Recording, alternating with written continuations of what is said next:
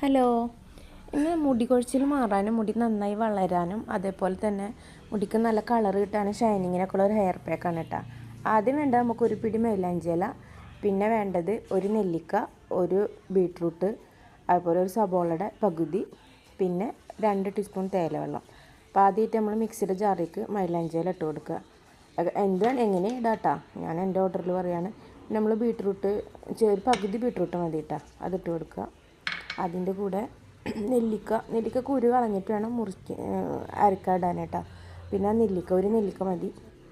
പിന്നെ അതിന് ശേഷം നമ്മൾ ആ പകുതി സബോള ഉണ്ടല്ലോ അതിടുക. അതിൻ്റെ ശേഷം തേയില വെള്ളം മാത്രമല്ല, തേയിലയും കൂടി മൊത്തത്തിലിടണം കേട്ടോ, അതിന് പവർ കിട്ടുള്ളൂ.